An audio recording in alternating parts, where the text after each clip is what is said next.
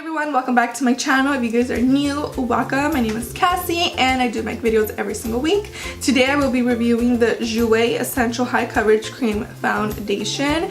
They have so many shades in this foundation and I was so excited to finally get my hands on it and try it out and review it for you guys. I haven't seen any reviews whatsoever, so this is just my review. I will probably watch reviews and a little bit more once I'm done with the foundation because I like to go in with a clean perspective on something. I don't want others' reviews to influence mine. So this is my review. If you guys would like to see how it applies, how it works and things like that, go ahead and keep on watching. Don't forget to subscribe so you guys stay tuned for more videos. Give this video a thumbs up if you found it helpful, and let's just get started with the video. Okay, so I'm super excited to be reviewing this foundation. I've been looking for a really good foundation for a while, and I know it's kind of like new, and it's new to Jouer, so I definitely wanted to try it out. I do have information on the foundation here. This is something new that I want to try out in my channel to help you guys as much as possible. So I definitely want to cover whether it's a light coverage, full coverage, mention my skin type, my skin tones, my undertones, because what really impressed me about this company is that they have 50 shades of foundation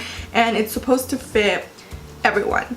So I'm going to dive into that portion first. I'll insert right here exactly when I will start trying this out on my face, but you guys will see me barefaced for a while. It's been a while since I've been on camera as well, so I'm very excited to be here reviewing a foundation. Alright, so the Jouer Essential High Coverage Cream Foundation. They do have 50 shades, and I appreciate the fact that they have a variety of women trying out the foundation so everybody can see what suits them the best. I was having a little bit of trouble trying to find or match my foundation online because I feel like a lot of the undertones were kind of playing with my eyes, so it was a little bit challenging trying to find my shade. But as soon as I went online, because I was trying to compare it on Instagram, as soon as I went to their website, it actually helped me out so much. A little description of the product itself: it's a supreme coverage, lightweight and long wearing essential high coverage cream foundation. It creates an impeccable airbrushed matte finish instantly. Okay, so it's supposed to be matte. Simply smooth a small amount of the concentrated formula onto the skin with a foundation brush and buff the reveal your perfect complexion. And it does contain chamomile extract, cucumber extract, hyaluronic acid, tripeptide complex, matte and oil free, parabens free, gluten free, and it's vegan friendly. So that's always awesome for anybody who's vegan and looking for a foundation. So it does say to use it with the brush. I don't have their brush, but I will be using a beauty blender on one side of my face like I always do, and then I will be using my all-time favorite foundation brush, the Sigma Flat Kabuki, on another side of my face, just to see which one gives me more coverage, which one lasts better, which one looks better, what way it works better with the brush or with the beauty sponge, because I personally love to use both, but I want to see what way this foundation works the best. I feel like I have a total mom look going on today, but I think that's pretty much it on the foundation of what I wanted to cover. They have fair, light, medium, tan, dark, deep. So hopefully you guys don't have trouble trying to find a color for you. I do have more of a yellow olive undertone, and when I swatched this, it appeared very light. I just swatched it on my hand to see if it matched or not, and I thought it was gonna be a little bit too light, but the product does oxidize. So right off the bat, I knew that, and I was kind of happy that it oxidized because I felt like it was a little bit too light. But once it oxidized, it looked a lot better. So let me see. And it's pretty cool. They also have people comparing how they looked before and after the foundation, and honestly, like, I'm impressed. So let's perhaps say, like, my shade is fawn. Let me see, I'd go to the medium. I'm more on the medium side, so I'll click on fawn, and that's the foundation, and it'll give me, wait. That's the foundation.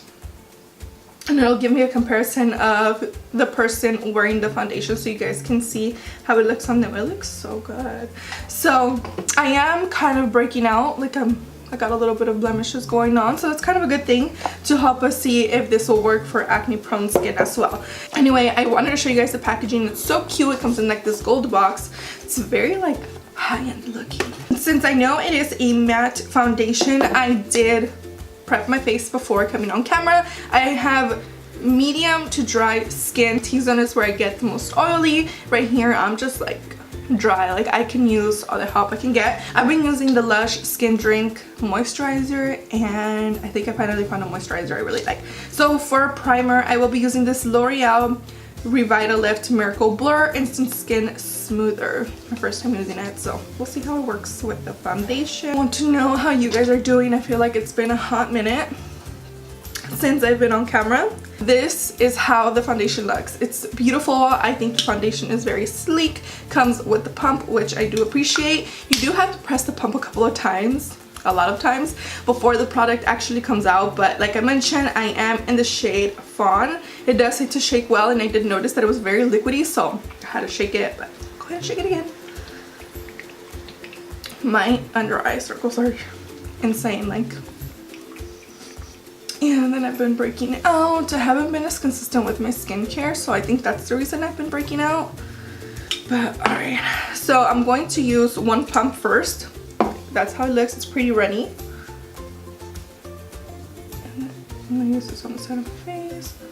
And I'm actually just going to do one side of my face right now so you guys can see the comparison. And you guys see how much lighter it looks, but it does oxidize. So let's see. Goes. Wow, actually a little bit of this product goes a long way. Like right now I feel like it's way too light for me, but when I swatched it yesterday on my hand, it blended into my skin tone, so it looks way too light for my face. I don't know how it'll appear on camera, but I just feel like it looks too light. I usually don't have a problem if my foundation's a little too light because I could just bronze the heck out of my face and try and cover that up, but I know it oxidized on the back of my hand, so I'm hoping it oxidizes on my face now as well. I'm just going to take a little bit more because a little bit of this product actually went a long way, and I'm going to work it on the other side with the beauty blender. Okay, I really do like it with the beauty blender as well. I feel like it feels more hydrating. I'm trying to cover this little blemish right here. It's covering it really good. I have redness around my nose as well. I'm gonna take another little bit of pump.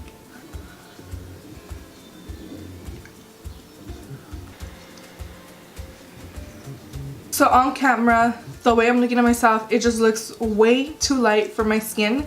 But when I look at myself right here, in my mirror, in real life, I feel like it looks fine. Like, it's not as bright as it looks on camera.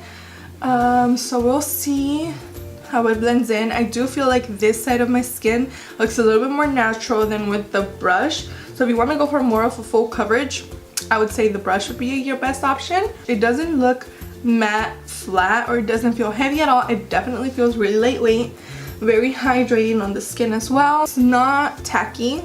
It feels really nice on the skin. So far so good, except for me picking out the shade. I feel like it is oxidizing now, so we'll see once I apply the rest of my makeup how it looks.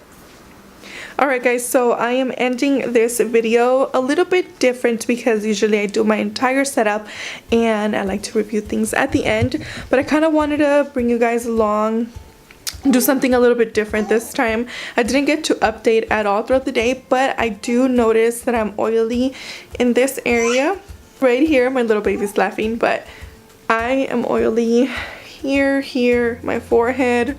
I'm going to bring you guys in a little bit closer so you can see. I do notice that it kind of rubbed off on my nose a little bit and my chin as well. I do feel a little bit more oily now than I did at the beginning, so I'm definitely going to try out the foundation for the rest of the week, and I will keep you guys updated in another video how I like it.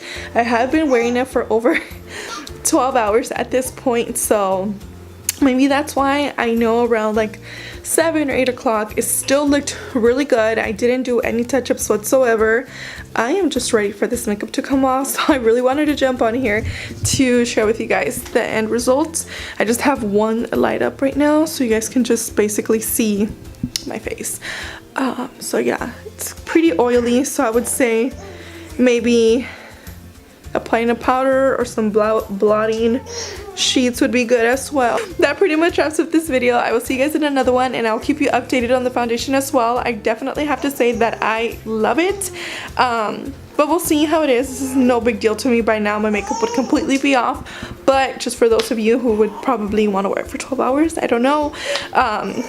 Yeah, I'll keep you guys updated. Thank you for watching this video. I hope you guys found it helpful. As always, subscribe, give this video a thumbs up, give me your comments down below. Let me know how the foundation works out for you if you have it already or if you plan on purchasing it.